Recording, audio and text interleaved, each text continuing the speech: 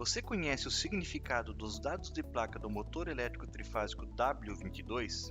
Nesta videoaula vamos abordar essas informações que determinam as características nominais e de desempenho definidas pela NBR 17094-1. A linha de motores elétricos trifásicos W22 possui dois tipos de placa de identificação. Para algumas carcaças, há uma placa com medidas de 52 por 74 mm e para outras há um tamanho maior, com medidas de 52 por 148 mm. Em nosso caso, vamos utilizar como exemplo uma placa de identificação de um motor de carcaça 250. Toda placa de identificação possui um código, a data de fabricação e o número de série. Esses números têm o objetivo de rastreabilidade que pode ser utilizados para consultas técnicas. Observe que temos o número 3 acompanhado do símbolo TIL. Essa representação significa que estamos diante de um motor trifásico. A seguir, temos a informação da carcaça do motor, que permite identificar grande parte de suas dimensões mecânicas. O número que aparece neste item, no caso 250, está relacionado à distância em milímetros da base até o centro do eixo. Observe que este número geralmente vem acompanhado de alguma letra. Em nossa placa temos as letras S/M, que está pertinente à furação da base do motor. As letras fazem referência à distância entre furos, que pode ser curta, média ou longa. Essas dimensões podem ser encontradas na folha de dados do motor ou catálogos técnicos. Aqui podemos verificar nesta tabela que o nosso motor de carcaça 250 tem 311 mm de distância entre furos em S e 349 mm para a distância em M. Lembrando ainda que podemos ter outras carcaças com combinações diferentes, como por exemplo somente M, somente L ou ainda M/L. Aqui está indicada a potência mecânica do motor, neste caso 75 kW, 100 CVs.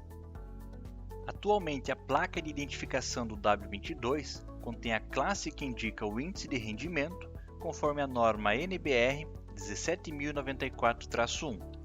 Neste caso é IR3, também chamado de W22 Premium. Vale lembrar que a WEG tem disponível em sua linha de produtos motores com rendimentos superiores ao IR3. Temos aqui a identificação do tipo de motor. Como podemos observar, é um motor de indução com rotor em gaiola de esquilo. A seguir temos o fator de serviço, que é aplicado à potência nominal, indica sob condições específicas a carga permissível que pode ser utilizada continuamente ao motor. Observando que não é recomendado a especificação e projeto, tendo como base a utilização do fator de serviço, devido à sobreelevação de temperatura. Neste item podemos observar a frequência para a qual o motor foi fabricado, geralmente frequências de 60 ou 50 Hz. Aqui são apresentadas as tensões que o motor está preparado para operar. Nesta placa, vemos que o motor poderá operar em até 3 tensões. Isso dependerá da tensão em que o motor será instalado ou do tipo da chave de partida pretendida, como por exemplo, chave de partida estrela-triângulo. Esse dado é muito importante avaliar antes de tomar qualquer ação, na compra ou instalação do motor. Temos aqui a indicação da corrente nominal de operação para a respectiva tensão de aplicação. Por exemplo, se aplicarmos 220 volts aos terminais do motor e estes tiverem 100% de carga, a corrente nominal será 242 A. O mesmo ocorre para as demais tensões. A seguir temos a rotação nominal. Sabemos que o motor de indução possui escorregamento. Em outras palavras, o eixo sempre irá girar com rotação ligeiramente menor que a rotação do campo magnético girante. Neste exemplo de um motor de 4 polos, a velocidade do eixo é 1780 RPM.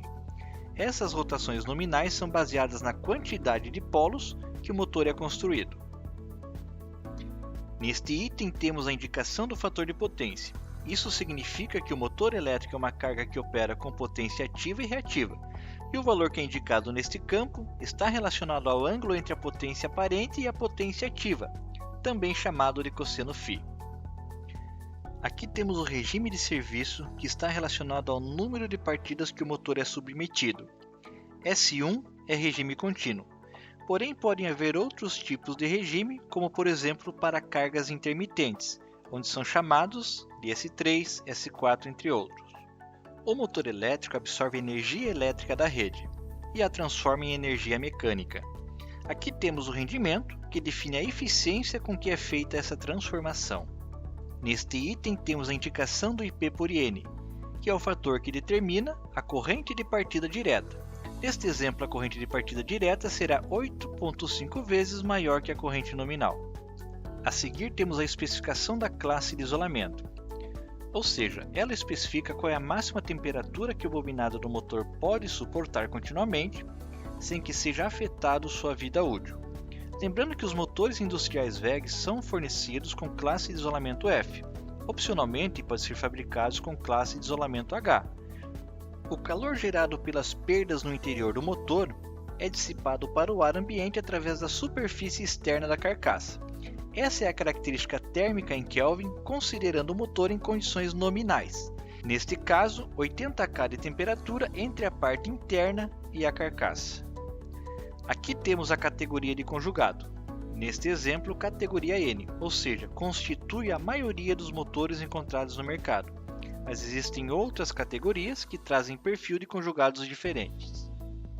Conforme a norma NBR 17094-1, temos qual a altitude máxima acima do nível do mar e qual a temperatura ambiente máxima que o motor poderá ser submetido.